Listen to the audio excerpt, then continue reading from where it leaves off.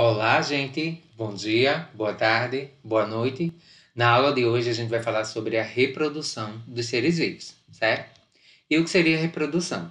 Reprodução é um processo pela qual o indivíduo ele consegue dar continuidade na espécie, certo? Na sua espécie. Ou seja, quando ele vai dar continuidade para gerar um novo ser. É um processo pela qual o indivíduo vai originar um novo indivíduo, né?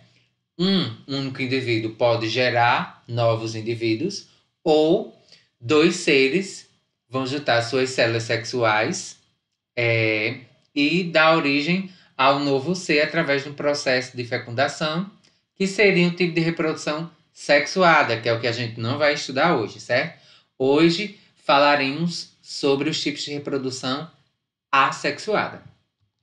Mas antes disso, né, vamos falar sobre esses dois tipos de reprodução para poder compreender a diferença entre eles.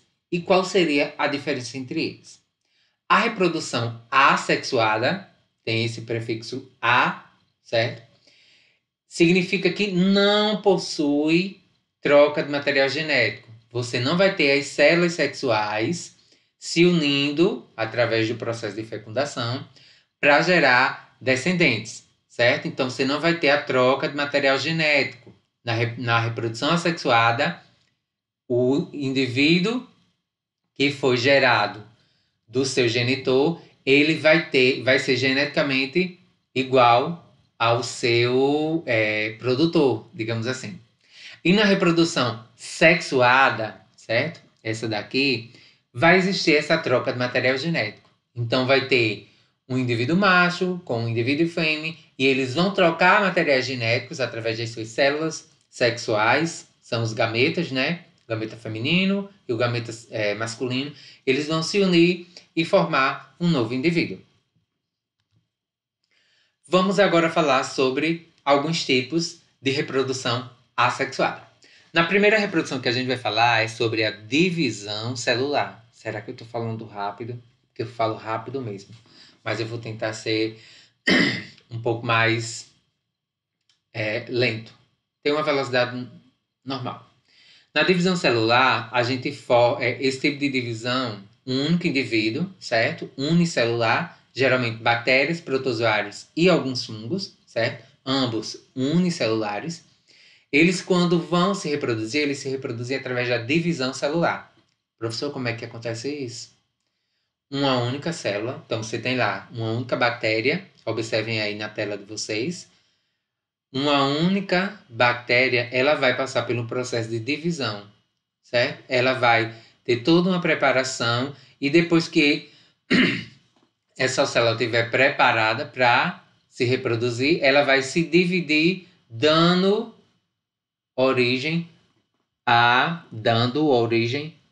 dois novos seres iguais àquele que originou. Então você antes tinha uma bactéria e depois, no resultado final, você terá duas, ambas geneticamente iguais. Esse é um processo muito rápido, certo?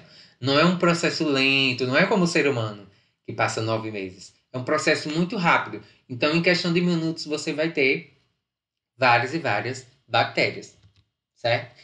E agora a gente vai falar sobre brotamento. Como é o brotamento? No brotamento, formam-se expansões no corpo do indivíduo. Depois que essa expansão se formar, ela vai se separar do indivíduo. Imagine que eu sou uma esponja, certo? Que é um indivíduo um indivíduo que que faz esse tipo de reprodução. E o meu celular, ele fosse surgindo do meu corpo. Então, esse celular, ele vai se separar do meu corpo e vai se fixar ali no ambiente. Esse broto, que se deslocou do meu corpo, ele vai ser geneticamente igual a mim e vai crescer e se desenvolver, certo? Então, a gente vai ter lá uma nova esponja. No caso do celular, o caso do celular seria um novo mídia. Então, nesse tipo de reprodução, no brotamento, vai se formar essa expansão, que é chamada de broto, ela vai se separar do indivíduo e vai gerar um novo ser. Esporulação. A esporulação acontece em fungos e algumas algas, certo? A gente tem aqui na imagem o exemplo de um bolor, né, de um fungo, bolor negro do pão, ele formam-se, nesse tipo de reprodução, acontece a formação de esporos, e esses esporos são liberados no meio, certo? Vão se fixar ali ao redor e vai acontecer processo de germinação para você ter um novo fungo, certo? Um novo indivíduo. Na fragmentação, que é um processo pela qual é um processo que pertence a alguns fungos, planárias, corais e em muitas plantas. Nesse acontece a separação do corpo do organismo, que com o passar do tempo ele vai gerando um novo indivíduo. Como é isso, professor? Você tem lá uma planária, como eu estou mostrando aqui.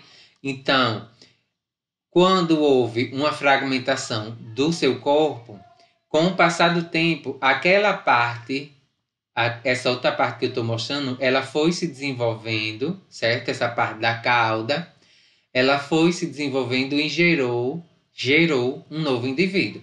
Então, você tem aquele que teve a sua parte fragmentada, sendo um indivíduo que deu origem a o outro que surgiu daquela parte fragmentada da planária, certo?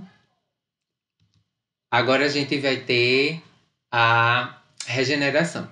A regeneração é um pouco parecida com a fragmentação, certo?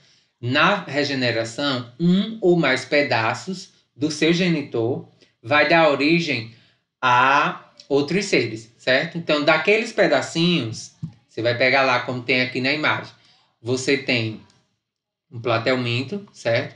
Ele foi cortado em 3 partes. Então, cada uma dessas 3 partes, ela vai se regenerar. Ela vai crescer. Lembram do que acontece com o rabo da lagartixa? Com o passar do tempo, ela não vai crescendo, certo? Mas o rabo da lagartixa não vai se desenvolver, não vai crescer e se desenvolver, dando origem a uma nova lagartixa, certo? No caso aqui dos platelmintos, essas 3 partes que foram separadas, cada uma delas vai crescer e se desenvolver, dando origem ao novo indivíduo, certo? A paternogênese é um processo pela qual um único ser ele vai dar origem a outro ser, certo? Utilizando a sua célula sexual reprodutiva.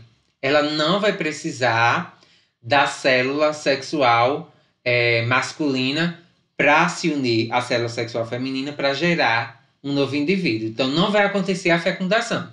Um único indivíduo, ele vai utilizar, a fêmea no caso, vai utilizar a sua célula sexual reprodutiva para dar origem ao novo indivíduo. Como eu estou mostrando aí o exemplo da abelha, né? Você tem a abelha rainha, esse óvulo, sem passar pelo processo de fecundação, vai se desenvolver e dar origem ao zangão, certo? O zangão aqui, que foi originado desse processo assexuado, ele vai ter características genéticas iguais à da mãe, à da rainha, certo? Então, ele não vai ter... todo o seu material genético vai ser igual o do seu genitor, certo? No caso da genitora. A partenogenesis ela acontece com abelhas, anfíbios, répteis, aves e tubarões. Não é com todas as aves, mas uma boa parte das aves, répteis, anfíbios e abelhas fazem esse tipo de reprodução. E os tubarões também. Mas eu já falei, né? Então, para finalizar nossa aula, a gente vai falar sobre as vantagens e desvantagens da reprodução assexuada. As vantagens é o maior número de descendentes. Como eu falei lá no início, quando eu estava falando de divisão celular, uma única bactéria, ela vai se reproduzir e vai gerar vários descendentes, certo? E como o tempo é curto, eles se reproduzem em grande escala em um curto período de tempo, eles vão obter maior descendente num tempo mais curto. É isso. Eles vão ser, como eles são clones, certo? Clones. os descendentes eles são iguais geneticamente aos seus genitores. Então, as linhas homogêneas com características idênticas e eles não vão ter gasto de energia. Então, a reprodução deles vai ter menos gasto de energia do que na reprodução sexuada, certo? Então, dentro das desvantagens, a gente tem a questão da falta de variabilidade genética.